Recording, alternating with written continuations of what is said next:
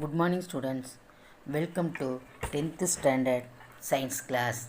Today class is chemistry unit 8. Topic is periodic classification of elements. 18th and 19th century, the chemistry rapidly developed of scientific activities by 1860.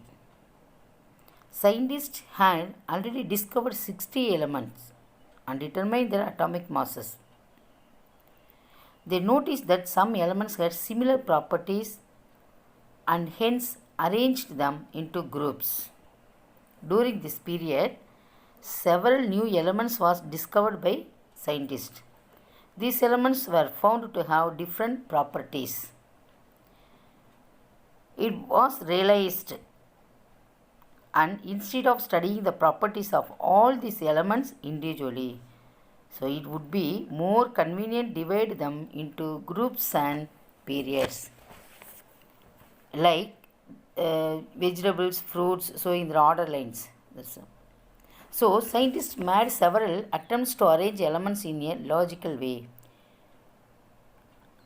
Already you have studied about all these earlier attempts of arrangements of elements in standard 9th. In continuation of the knowledge gained in the topic periodic classification of elements in standard 9th with the earlier concept and their explanation, you get set to go ahead with a higher order of thinking to enhance your knowledge on the properties of elements. Modern periodic law. The physical and chemical properties of the elements are the periodic functions of their atomic numbers. With the reference to the modern periodic law, the elements were arranged in the increasing order of their atomic numbers to form the modern periodic table. Henry Moseley, a British scientist in 1912, discovered a new property of elements called atomic number, which provided a better basis for the periodic arrangement of elements. It's well-known fact that atomic number of an element is equal to the number of protons or number of electrons present in the neutral atom of an element. The periodic law was therefore modified to frame of modern periodic law. Next, modern periodic table. The modern periodic table is a tabular arrangement of elements in rows and columns, highlighting the regular repetition of properties of the elements. As we have studied the features of modern periodic table in 9th standard, here let us confine to the study of this feature of periods and groups. Features of periods. The horizontal rows are called periods. There are 7 periods in the periodic table. First period, atomic number 1 and 2. This is the shortest period. It contains only 2 elements, hydrogen and helium. Second period, atomic number 3 to 10. This is a short period. It contains 8 elements, lithium to neon. Next, fourth and fifth period. So the period consists of 18 elements are called long period. The 6th and 7th period has 32 elements. Next, last, lanthanide and actinide series. The 6th period has 32 elements. So due to short of space, 14 elements in the transition metal groups are removed from the same horizontal row and placed below the main table. Groups and periods. Groups. The vertical columns in the periodic table starting from top to bottom are called groups. There are 18 groups in the periodic table. So top to bottom means atomic number from 1 to 32 is arranged in the periodic table. So periods, first element hydrogen and helium. This is first atomic number. So okay, there are 7 periods based on the common characteristics of elements in each group, each periods. They can be grouped as various families. Next, atomic radius. The atomic radius of an atom is defined as the distance between the center of its nucleus and the outermost cell containing the valence electron. So the distance between from center to valence electron, the last orbit electrons, that's all. Okay. Direct measurement of the radius of an isolated atom is not possible except for noble gases. Usually, the atomic radius is referred to as covalent radius or metallic radius depending on the nature of the bonding between the concerned atoms. In non-metallic elements, their atomic radius is known as covalent radius. It's defined as a of the distance between the nuclei of two covalently bonded atoms of the same element in a molecule. So covalent bond means same elements bonding from one to another. Okay. Next, ionic radii. You know that ions are formed when an atom's loss or gain electrons. When a neutral atom loses an electron, it becomes a positively charged ion called cation. Whereas the gain of the electron by a neutral atom forms a negatively charged ion called anion. So the size of the ions is important to determine their behaviors in solutions and the structure of ionic solids. So as seen in atomic radius, ionic radii also decrease along the period from left to right and increase down the groups. Here two radius are given, ionic atomic radius versus ionic radius. The ionic radius of the positive ion is smaller than atomic radius of the element, but ionic radius of negative ion larger than atomic radius of the element. So losses electrons are called cation. Gain electrons are called anion. The next, ionization energy. Ionization energy is the minimum energy required to remove an electron from a gaseous atom in its ground state to form a cation. It's otherwise called ionization enthalpy. It measured in kilojoule per mole. The diagram, first one, ground state of magnesium. So electron have lowest energy. Next, excited state. So outgoing state. The electron have more energy. Then last one, ionized state. So electron is lost. So the electron is going out. So the minimum amount of energy required to remove the outermost electron of an isolated gaseous atom to form cation. Again I am telling atomic radius. Atomic radius of an element cannot be determined because atoms never exist in their free state and position of their outermost electron is uncertain. Atomic radius is determined in bonded state. Okay. Types of radius. The bonded state radius. First one, covalent radius. Yes, such type of radius is determined if a single covalent bond is present between two similar. So, in atomic radius never exists in their free state.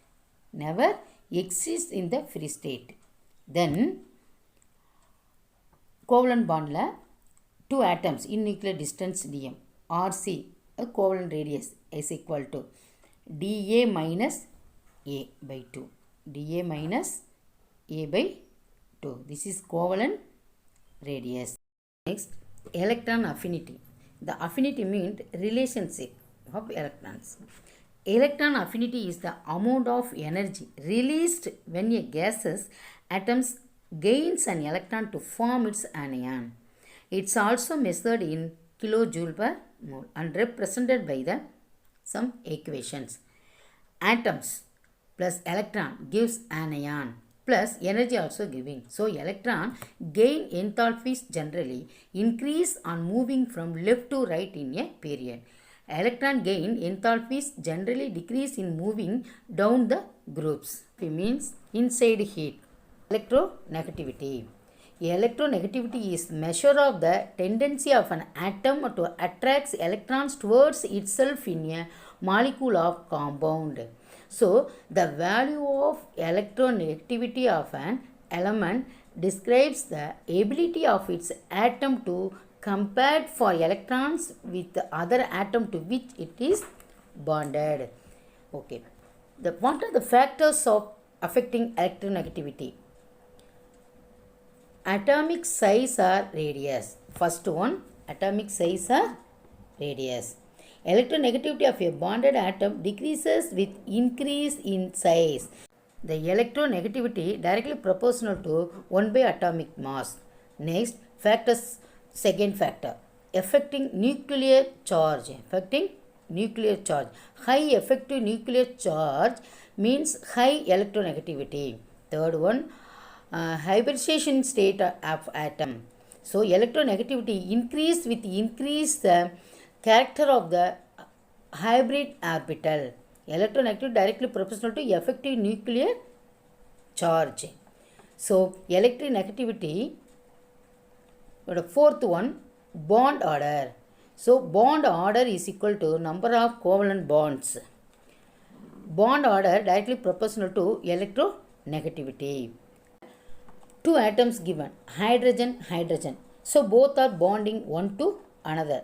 So, carbon to carbon bond. Okay, single bond, double bond, triple bond. Next one, oxidation number. Electronegativity value increase with increase in oxidation number. Oxidation number directly proportional to electronegativity. Next topic is metallurgy. The human life is associated with various metals. We use metals in our day-to-day activities.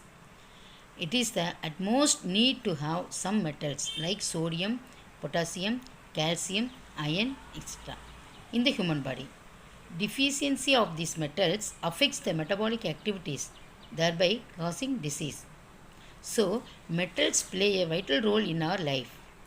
In this section, let us discuss how metals are obtained from various sources by the process of metallurgy. Metallurgy is a science of extracting metals from the ores and modifying the metals into alloys for various uses based on their physical and chemical properties and the structural arrangement of atoms. A metallurgical process involves three main steps. So, separation of ore, production of metals, refining. So, three are important methods. Concentration or separation of the ore. It is the process of removal of impurities from the ore. Second one, production of the metal. It is the conversion of the ore into metal.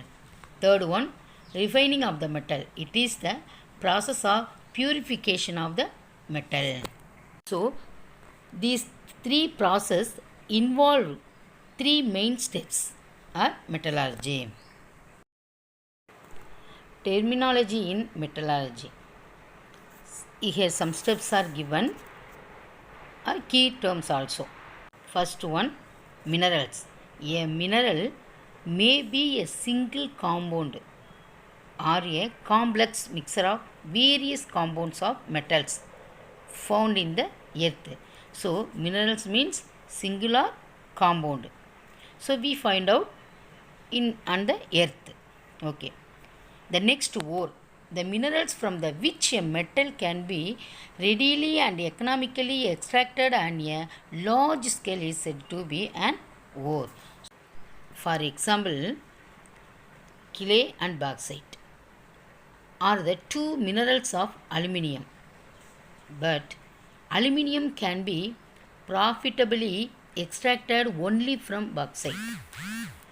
Hence, bauxite is an ore. Next, mining. The process of extracting the ores from the earth's crust is called mining. Next, gangue or matrix. The rocky impurity associated with an ore is called gangue or matrix. Flux. It is the substance added to ore to reduce the fusion temperature and to remove the impurities. Example, calcium oxide, silica.